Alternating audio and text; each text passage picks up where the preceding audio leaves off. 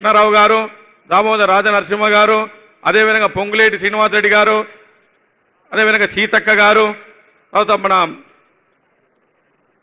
మన ఉత్తమ్ కుమార్ రెడ్డి గారు,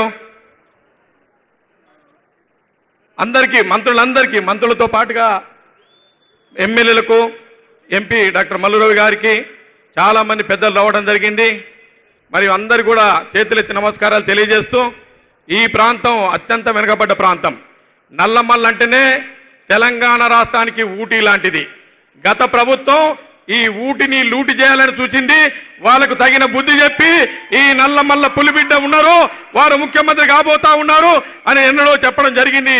నేను చెప్పిన ఊహించినట్టుగానే ఈ నల్లమల్ల ముద్దుబిడ్డ, నల్లమల్ల పులిబిడ్డ, అచ్చంపేట ముద్దుబిడ్డ ఇవాళ ముఖ్యమంత్రి కావడం, మన ప్రాంతానికి రావడం, అన్నిటికి మించి ఇందిరా సౌర గిరిజన వికాస ఏదైతే స్కీమ్ ఉందో దాన్ని ఇనాగరేట్ చేయడం అత్యంత సంతోషకరమైన విషయం. ఏమిటంటే ఇది ఒక చెంచూస్కే అనుకున్నారు, అందరూ గిరిజనులకి అనుకున్నారు. కానీ గౌరవ ముఖ్యమంత్రి గారు ఈ స్కీమును అచ్చంపేట నియోజకవర్గం మొత్తాన్ని కూడా విస్తరింపజేస్తాము. ఇది పైలట్ ప్రాజెక్ట్ కింద తీసుకుంటున్నాము. పైలట్ ప్రాజెక్ట్ కింద రాష్ట్రంలో అచ్చంపేట నియోజకవర్గానికి తీసుకుంటామని చెప్పడం జరిగింది. అంతేకాకుండా దేశంలో ఎవరైనా ఈ సౌర విద్యుత్తును గురించి మాట్లాడాలంటే అచ్చంపేటకు వచ్చి నేర్చుకోవాలని మరి అనౌన్స్ చేసినందుకు మీ అందరి తరఫున నేను వారికి కృతజ్ఞత తెలియజేస్తా ఉన్నాను. వారితో పాటుగా డిప్యూటీ సీఎం గారికి, మా మంత్రివర్యులకు, ఎమ్మెల్యేలకు అందరికీ కూడా మరి ఇది మీకు అందరికీ తెలిసిన విషయమే. ఈ ప్రాంతానికి ఎప్పటి నుంచి మనం కలగంటా ఉన్నాం, సాగునీరు రావాలని. మరి ముఖ్యమంత్రి గారి దృష్టికి ఒక 4-5 విషయాలు తీసుకొస్తాను. ఒకటి, సాగునీరు కావాలి సార్ మాకు. ఇది అత్యంత ఎత్తైన ప్రాంతం. మరి ఉమామహేశ్వర రిజర్వాయర్ స్టార్ట్ అయింది. చెన్నకేశవ స్వామి రిజర్వాయర్ మీరు డిపిఆర్ను మరి అడ్మినిస్ట్రేషన్ శాంక్షన్ అప్రూవల్ చేస్తే ఈ ప్రాంత ప్రజలందరూ కూడా చిరస్థాయిగా మీకు రుణపడి ఉంటారు. ఇది అత్యంత వెనుకబడ్డ ప్రాంతం కాబట్టి సాగునీరు ఇవ్వాలని కోరుతా ఉన్నాం. ఇదే కాకుండా inter state connecting bridge between మధ్యమాడిగైన మాచర్ల మరి ఇరు రాష్ట్రాలను కలిపేటువంటి వంతెన ఈ ప్రాంతానికి వస్తే మనం ఏ మాత్రం కూడా గుంటూరుకు తీసిపోం. కాబట్టి ఎప్పటి నుంచో ఈ ప్రాంత ప్రజలందరూ కూడా ఎదురు చూస్తున్నటువంటి విషయం ఏంటంటే అక్కడ బ్రిడ్జి కావాలని. కాబట్టి దయచేసి ఈ ప్రాంతాల ప్రజలు మిమ్మల్ని వేడుకుంటా ఉన్నాం, మీరు కేంద్ర ప్రభుత్వానికి లేఖ రాసి, అదేవిధంగా పక్కనున్న రాష్ట్రంలో ఉన్నటువంటి గౌరవ ముఖ్యమంత్రి గారు చంద్రబాబు నాయుడు గారి దృష్టి కూడా తీసుకెళ్లడం జరిగింది సార్.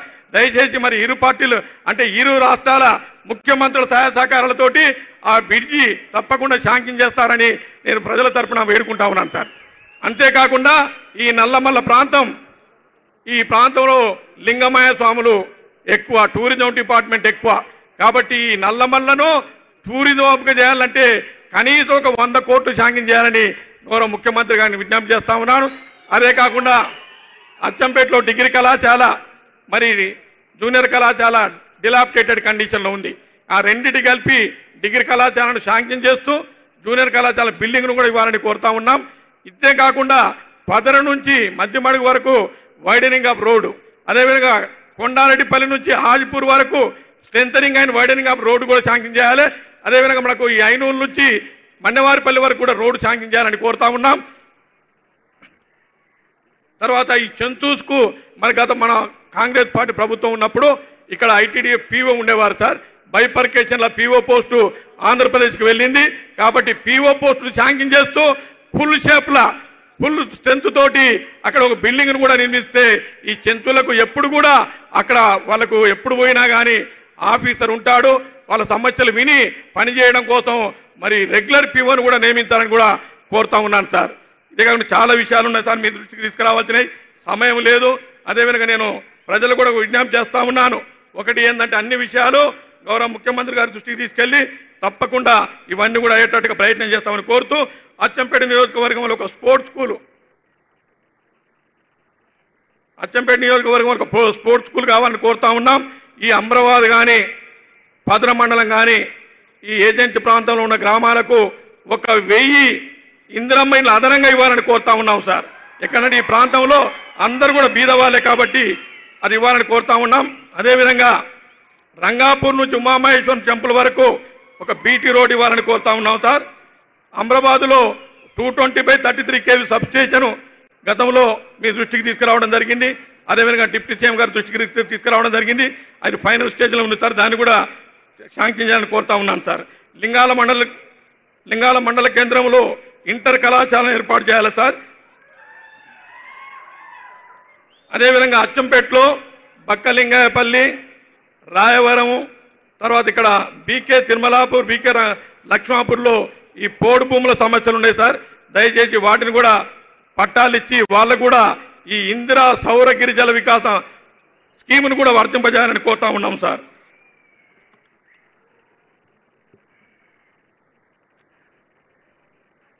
మరి చెంచూతుకు సపరేట్గా ఇంతకుముందు చెంచులు కోరారు సార్.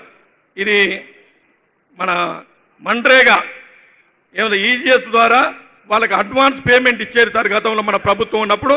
మరి గత 10 సంవత్సరాలు ఆ మన్రేగాను మర్చిపోయిండ్రు, చెంచులను మర్చిపోయిండ్రు. ఆ ప్రభుత్వం చెంచుల ఊపిరి తీయాలని చూస్తే మీరు వచ్చినాక ఈ ప్రజా ప్రభుత్వం చెంచులకు ఊపిరి పోతుంది సార్. దీనికి ఉదాహరణ ఇప్పుడున్నటువంటి మనం పోయినటువంటి ఏవైతే పొలాలు ఉన్నాయో పొలాలను కూడా గత ప్రభుత్వంలో లాక్కొని ఫారెస్ట్ డిపార్ట్మెంట్ ద్వారా చెట్లు పెడితే పెద్ద గొడవ అయింది. అప్పుడు పెట్రోల్ పోసి ఫారెస్ట్ అధికారుల పైన చెంచు జాతి అంత మొత్తం తిరగబడ్డది సార్. వాళ్ళు కేసులు కూడా పోవడం జరిగింది. ఇవాళ పండుగ వాతావరణం అదే భూమిని ఎవరైతే గత ప్రభుత్వంలో తీసుకున్నారో ఆ భూమినే మన ప్రభుత్వం గౌరవ ముఖ్యమంత్రి గారు మీరు ఇవాళ వాళ్లకు పట్టా ఇచ్చి బోర్లేసి అదేవిధంగా స్ప్రింక్లర్ చెట్లు అదేవిధంగా డ్రిప్ ఇరిగేషన్ ఇచ్చినందుకు వారందరి కళ్ళల్లో ఇవాళ ఆనందం కనబడుతుంటారు. ఇవాళ పెద్ద పండుగ వాతావరణం ఉంది. కాబట్టి దయచేసి వీటిని కూడా దృష్టిలో పెట్టుకొని కోరుతా ఉన్నాను సార్. అదేవిధంగా మన్నన్నూరులో PTG tribal welfare residential school భవనం డిలాపిటేటెడ్ కండిషన్లు ఉంది సార్. దాన్ని కూడా మంజూరు చేయాలని కోరుతా ఉన్నాం సార్. ఇంకా చాలా విషయాలు ఉన్నాయి.